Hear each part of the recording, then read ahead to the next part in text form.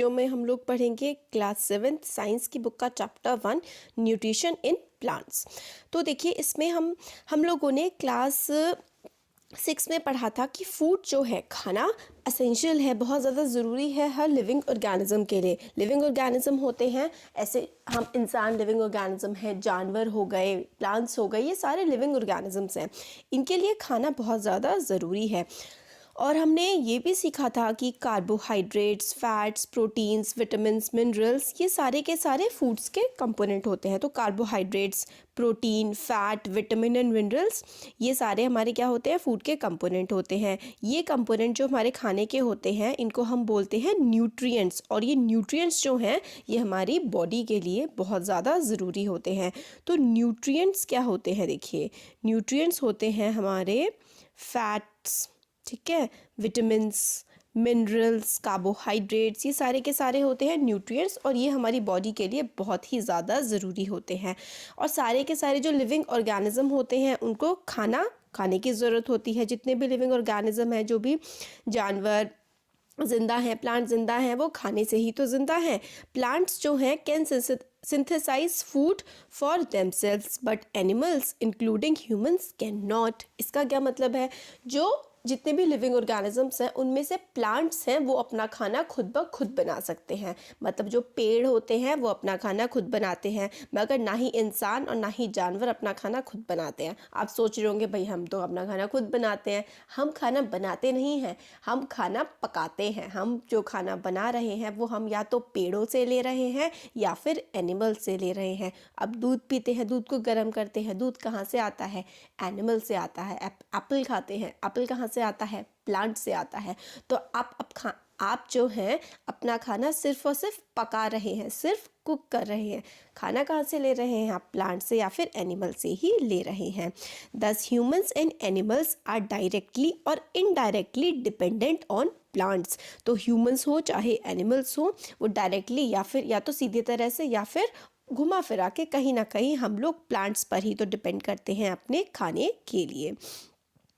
अब नेक्स्ट आता है mode of nutrition in plants. Mode of nutrition का मतलब होता है किस तरीके से जो प्लांट्स हैं वो अपने जो ज़रूरतें हैं, जो उनको ज़िंदा रहने के लिए, बढ़ने के लिए जो भी चीज़ें ज़रूरी होती हैं, वही होता है न्यूट्रिशन। और मोड ऑफ न्यूट्रिशन हो गया कि प्लांट्स किस तरीके से अपना खाना बनाते हैं या लेते हैं। तो प्लांट्स जो है ओनली ऑर्गेनिजम्स हैं जो अपना खाना खुद बना सकते हैं। और वो अपना खाना कैसे बनाते हैं, वाटर, कार्बन डाइऑक्साइड और मिनरल्स की हेल्प से। तो वाटर हो गया, ठीक है, कार्बन डाइऑक्साइड को हम CO2 बोल सकते हैं, और मिनरल्स, और इन प्रेजेंस ऑफ सनलाइट की भी बहुत ज़्यादा ज़रूरत होती है प्लांट्स को अपना खाना बनाने के लिए, ठीक है। और ये सारे के सारे रॉ मटेरियल्स का मतलब होता है जो, जैसे कि आपको कोई चीज़ बनानी है उससे पहले आपको जो चीज़ों की ज़रूरत पड़ेगी वो आपके रॉ मटेरियल्स होंगे। तो water, carbon dioxide, minerals, sunlight, ये सारे के सारे रॉ मटेरियल्स होते हैं प्लांट्स के लिए।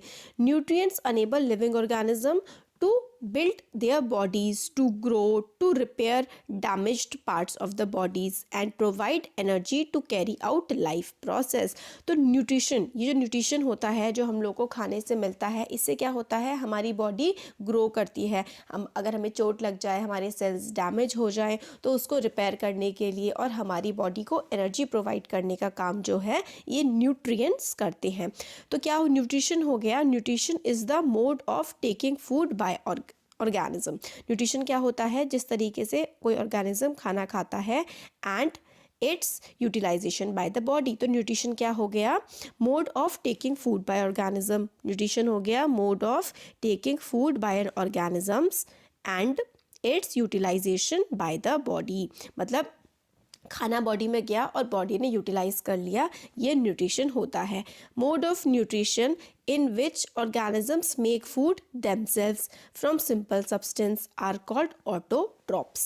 तो देखिए, तो जो जानवर अपना खाना खुद बनाते हैं, मोड ऑफ ऐसा न्यूट्रिशन का मोड जिसमें खाना ऑर्गेनिज्म, जो भी ऑर्गेनिज्म है वो अपना खाना खुद बना रहा है सिंपल सब्सटेंसेस से, जैसे कि कार्बन डाइऑक्साइड, मिनरल्स, वाटर, इसकी हेल्प से जो अपना खाना खुद बना रहे हैं उनको हम ऑटोट्रॉफ बोलते हैं। ऑटो का मतलब होता है सेल्फ, खुद, और ट्रोफ्स का मतलब होता है नरिशमेंट। ठीक है, तो ऑटोट्रॉफ्स का मतलब हुआ जो खुद ही अपना नरिशमेंट ले रहे हैं, अपना खाना खुद ही बना रहे हैं, वो होते हैं ऑटोट्रॉफ्स। ठीक है, देयरफॉर प्लांट्स जो हैं वो ऑटोट्रॉफ्स हो गए। कैसे प्लांट्स ऑटोट्रॉफ्स हो गए? क्योंकि वो अपना खाना खुद बना रहे हैं। Animals and most other organisms take in food prepared by plant, और एनिमल्स हो गए और बाकी सारे जो जानवर हैं वो जो अपना खाना कैसे लेते हैं, खुद तो बनाते नहीं हैं, वो प्लांट से ही लेते हैं, और इनको हम हेटेरोट्रॉप कहते हैं। हेटेरो का मतलब होता है अदर या फिर दूसरा। तो ह्यूमन बीइंग्स, एनिमल्स क्या होते हैं? हेटेरोट्रॉफ्स होते हैं। और प्लांट्स क्या होते हैं? प्लांट्स हमारे ऑटोट्रॉफ्स होते हैं। अब देखिए, now we may ask where the food factories of plants are located. फिर उसके बाद हम लोग सोचेंगे कि प्लांट की फूड फैक्ट्री कहाँ लोकेट होती हैं। Whether food is made in all part of plant और ओनली इन सर्टेन पार्ट। तो हमें क्या, फिर हम सोचेंगे कि भाई प्लांट अपना खाना कहाँ बनाता है, क्या प्लांट के सारे पार्ट खाना बनाते हैं या किसी एक जगह ही प्लांट में खाना बनता है। How do plants obtain raw materials from surrounding. अब प्लांट्स किस तरीके से रॉ मटीरियल ऑब्टेन करता है, मतलब जो चीज़ें उसको चाहिए वो खाना बनाने के लिए वो आसपास से कैसे लेता है, वो किस तरीके से ट्रांसपोर्ट करता है अपने खाने को अलग अलग पार्ट्स में। तो ये सारी की सारी चीज़ें अब हम आगे देखेंगे। Photosynthesis, food making process in plant. तो जो खाना बनाने का प्रोसेस होता है प्लांट में, प्लांट जिस तरीके से अपना खाना बनाता है उस पूरे के पूरे प्रोसेस को हम लोग क्या बोलते हैं? फोटोसिंथेसिस बोलते हैं। तो process of making food by plant is known as photosynthesis. Plant जिस तरीके से अपना खाना बनाता है, जिस प्रोसेस से प्लांट अपना खाना बनाता है, उस प्रोसेस को हम फोटोसिंथेसिस बोलते हैं। लीव्स जो होती हैं are the food factories of plant. तो खाना बनाने की फैक्ट्री कहाँ होती है प्लांट में? लीव्स में। खाना प्लांट में बनता है लीव्स में। Leaves are the food factories of the plant. Food factory का मतलब हो गया जहाँ पर खाना बन रहा है। देयरफॉर जितने भी रॉ मटेरियल्स हैं उनको कहाँ पहुँचना पड़ेगा? उनको तो लीफ के पास पहुँचना पड़ेगा, क्योंकि प्लांट खाना तो लीफ में बनाते हैं। वाटर मिनरल्स जो कि सॉइल में प्रेजेंट होते हैं उनको कौन एब्जॉर्ब करता है? उनको रूट्स एब्जॉर्ब करती हैं और लीव्स तक पहुंचा देती हैं। तो देखिए, ये रूट्स हो गई प्लांट की, ये ज़मीन के नीचे होती हैं, तो ज़मीन में से वाटर हो गया, मिनरल्स हो गया, ये इसमें से लेती हैं और प्लांट के पत्तियों तक पूरा का पूरा पहुंचा देती हैं। ठीक है, और carbon dioxide from air is taken in through the tiny pores present on the surface of the leaves. Leaves जो होती है ना, उनके सरफेस पर छोटे छोटे से टाइनी पोर, पोर मतलब होता है छेद, छोटे छोटे से छेद प्रेजेंट होते हैं, वो हवा में से कार्बन डाइऑक्साइड को ले लेती हैं। These pores are surrounded by guard cell, such pores are called stomata. तो लीफ पर छोटे छोटे से पोर्स प्रेजेंट होते हैं, उन छोटे छोटे से पोर्स को हम लोग क्या बोलते हैं? हम उन पोर्स को बोलते हैं स्टोमेटा। ठीक है, और इन पोर्स को सराउंड करते हैं, इन पोर्स के बाहर इनको प्रोटेक्ट करने के लिए गार्ड सेल्स प्रेजेंट होते हैं। ठीक है, अब देखिए ये वाला हम बॉक्स देख लेते हैं। सेल, सेल क्या होता है भाई? We have seen that buildings are made up of bricks. हम लोगों ने देखा है कि जो बड़ी बड़ी बिल्डिंग्स होती हैं वो ईंटों से बनी होती हैं। बिल्कुल ऐसे ही सिमिलरली बॉडी जो है लिविंग ऑर्गेनिज्म की, वो भी छोटे छोटे से यूनिट से बनी होती है, टाइनी यूनिट्स। हमारी बॉडी छोटी छोटी यूनिट से बनी होती हैं और उन यूनिट को हम बोलते हैं cell. Cell can be seen only under microscope. Cell को हम सिर्फ माइक्रोस्कोप में ही देख सकते हैं। कुछ ऑर्गेनिज्म जो हैं वो सिर्फ एक ही सेल के बने होते हैं। ठीक है, उनको हम सिंगल सेलुलर बोलते हैं। और cell is enclosed by thin outer boundary called cell membrane. ठीक है, ये सेल है, सेल के बाहर बाउंड्री सी होती है, जो ये बाउंड्री होती है ना सेल के बाहर, उसको हम लोग बोलते हैं cell membrane. Most cells have a distinct centrally located spherical structure called nucleus. तो ये इससे करके होता है सेल, इसके बाहर क्या होता है? सेल मेम्ब्रेन होता है, और सेल के बीचों बीच एक छोटा सा स्ट्रक्चर होता है जिसको हम लोग न्यूक्लियस बोलते हैं। तो सेल जो है उसके बाहर होती है सेल मेम्ब्रेन या फिर सेल वॉल, और सेल के बीचों बीचों बीच एक छोटा सा होता है, उसको हम न्यूक्लियस बोलते हैं। Nucleus is surrounded by jelly like substance called cytoplasm. Nucleus जो है उसके बाहर जेल जैसा सब्सटेंस होता है, जेली जैसा सब्सटेंस होता है न्यूक्लियस के बाहर, उसको हम लोग साइटोप्लाज्म बोलते हैं। न्यूक्लियस के बाहर जो है जेल जैसा सब्सटेंस होता है उसको हम लोग साइटोप्लाज्म बोलते हैं। तो ये हमारा हो गया सेल, इसके बीच में न्यूक्लियस, इसके चारों तरफ साइटोप्लाज्म, और इसके बाहर क्या होती है, सेल मेम्ब्रेन होती है।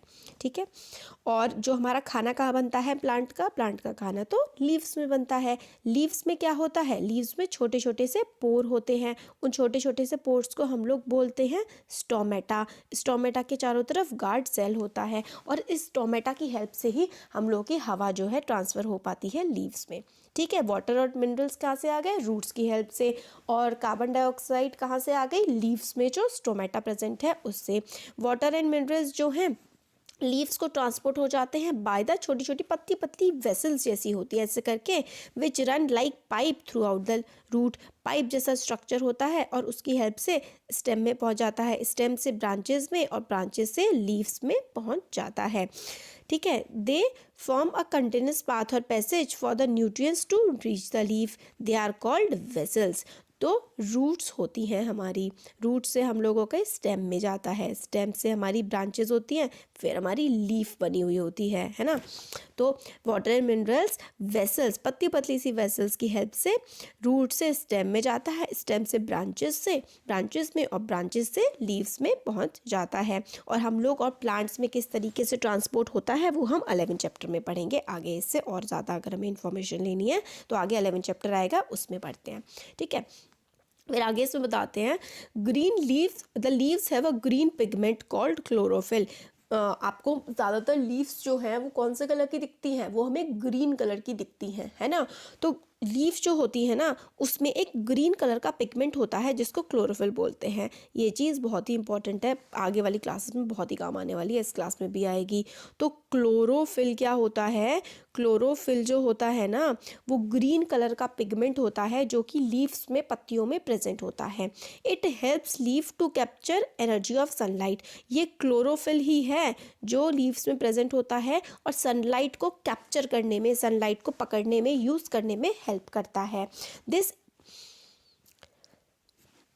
और ये जो सनलाइट एनर्जी होती है ना it is use to synthesize का मतलब होता है तैयार करने में, प्रिपेयर करने में food from carbon dioxide and water. Carbon dioxide और वाटर जो लिया है लीफ ने वो किसकी मदद से प्रिपेयर कर पाता है खाना, वो सनलाइट। तो सनलाइट, कार्बन डाइऑक्साइड, वाटर, इसकी मदद से लीव्स खाना प्रिपेयर कर पाती हैं।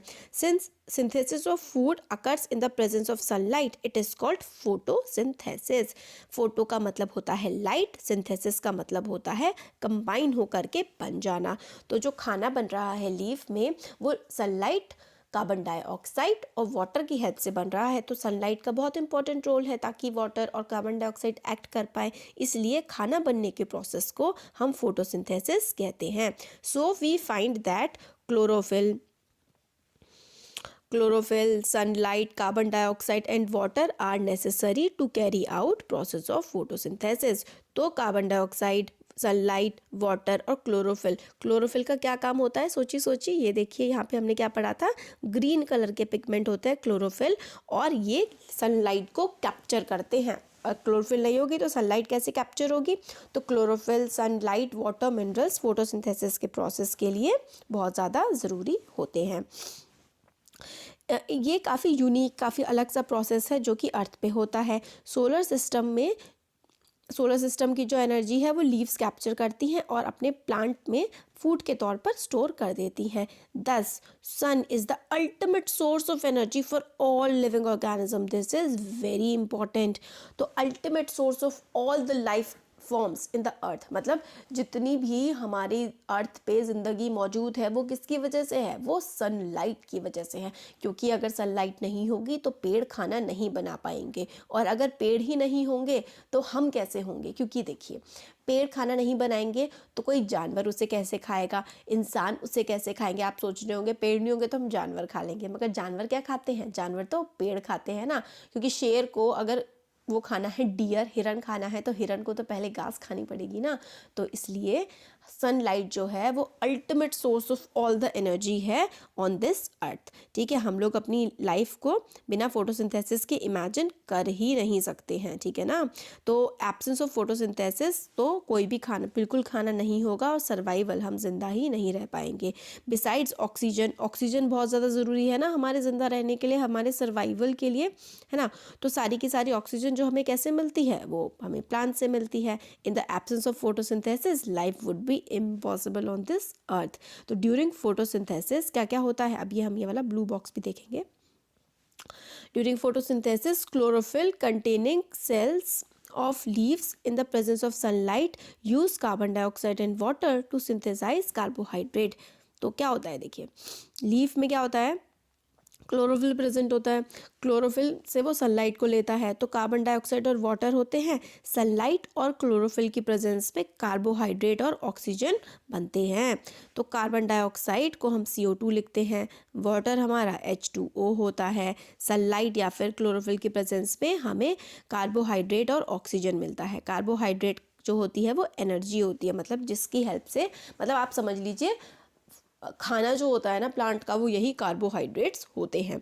ठीक है, तो ये हमारी इक्वेशन है। ये इक्वेशन बहुत ज़्यादा इंपॉर्टेंट है आपके एग्जाम के लिए, इसको आपको याद रखना है। ये इक्वेशन जो है ये फोटोसिंथेसिस की इक्वेशन है। Carbon dioxide plus water, sunlight और क्लोरोफिल की प्रेजेंस में कार्बोहाइड्रेट जो कि खाना होता है और ऑक्सीजन प्रोड्यूस करते हैं। और ऑक्सीजन और कार्बोहाइड्रेट्स ये जो है हमारी लाइफ के लिए, हम अर्थ पर जो ये धरती है इस पर हमारी एग्जिस्टेंस के लिए ये बहुत ही ज़्यादा ज़रूरी चीज़ है। और ड्यूरिंग द प्रोसेस ऑक्सीजन, जो फोटोसिंथेसिस का प्रोसेस होता है, ऑक्सीजन रिलीज होती है।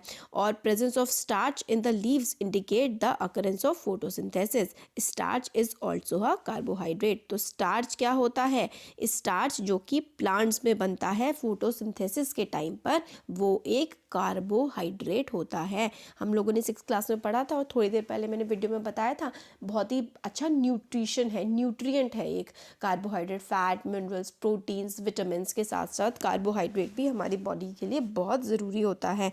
और प्लांट्स में कार्बोहाइड्रेट किस फॉर्म में प्रेजेंट होता है, स्टार्च की फॉर्म में। प्लांट्स में कार्बोहाइड्रेट्स जो प्रेजेंट होता है वो स्टार्च की फॉर्म में प्रेजेंट होता है। ठीक है, अब देखिए हम लोग ये ब्लू बॉक्स पढ़ते हैं।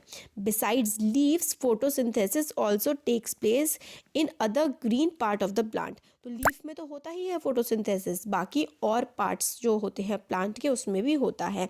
जो ग्रीन कलर की स्टेम होती हैं, ग्रीन कलर की ब्रांचेस होती हैं, वहाँ पे भी होता है। डेजर्ट प्लांट्स हैव स्केल और spine like leaves to reduce loss of water by transpiration. These plants have green stems which carry out photosynthesis. देखिए इसका क्या मतलब है, और ये चीज़ बहुत इंपॉर्टेंट है। देखिए क्या होता है, जो कैक्टस का प्लांट होता है ना, मेनली कहाँ पे होता है, राजस्थान या फिर सूखे इलाकों में, उसमें क्या होता है, कांटे। जो स्पाइक है ना, स्पाइन लाइक लीव्स, ये जो कांटे होते हैं ना, यही कैक्टस की वो होती है पत्तियाँ। कैक्टस की लीफ क्या होती है, ये स्पाइन होती है, और ये लीफ ऐसे कांटों में कन्वर्ट हो जाती हैं ताकि ट्रांसपिरेशन लॉसेस से बचाया जा सके। देखिए ट्रांसपिरेशन का मतलब होता है पेड़ों में से जो पानी भाप बन के उड़ जाता है ना, उसको हम ट्रांसपिरेशन बोलते हैं। पेड़ों में से पानी का भाप बन के उड़ जाना ट्रांसपिरेशन कहलाता है। और अगर देखिए राजस्थान या फिर सूखे इलाकों में पानी की कमी होती है, तो पेड़ जो है ना, उसकी पत्तियां क्या होती हैं, कांटों में कन्वर्ट हो जाती हैं ताकि वो ट्रांसपिरेशन लॉसेस से बच पाएँ। और बाकी वो ग्रीन कलर का होता है ना, ज़्यादातर जो कैक्टस होता है वो ग्रीन कलर का होता है। तो ग्रीन कलर का इसलिए होता है ताकि वो पूरा का पूरा प्लांट ही फोटोसिंथेसिस का प्रोसेस कैरी आउट कर पाए। ये हो गया। अब एक्टिविटी है, इसके आगे एक्टिविटीज़ के लिए मैं एक अलग से वीडियो बनाऊंगी। ठीक है, एक्टिविटी, हर चैप्टर की एक्टिविटी वीडियो अलग से बनेगी और एक्सप्लेनेशन वीडियो जो है मैं वो अलग से पूरी की पूरी बनाऊंगी। और अब हेटेरोट्रॉपिक मोड ऑफ न्यूट्रिशन वाला जो पार्ट है वो हम नेक्स्ट वीडियो में देखते हैं। और एक्टिविटी वाला है, मतलब इस चैप्टर के 3 से 4 वीडियो बनेंगे। एक तो हम लोगों ने प्लांट्स फोटोसिंथेसिस वाला प्रोसेस देख लिया, फिर उसके बाद हम heterotrophic other modes of nutrition वाला देखेंगे नेक्स्ट पार्ट में। फिर एक पार्ट में मैं इस चैप्टर की जो एक्टिविटीज़ है ना, आपकी एक्टिविटी वाला पोर्शन, एक्टिविटी 2 एक्टिविटीज़ हैं उनका मैं अलग से वीडियो बनाऊंगी। और फिर उसके बाद ये जो आपके क्वेश्चन आंसर्स हैं, ये पूरा का पूरा जो क्वेश्चन आंसर्स है ना, ये मैं एक अलग वीडियो में बनाऊंगी। तो मेनली 4 वीडियो इसके बनेंगे। और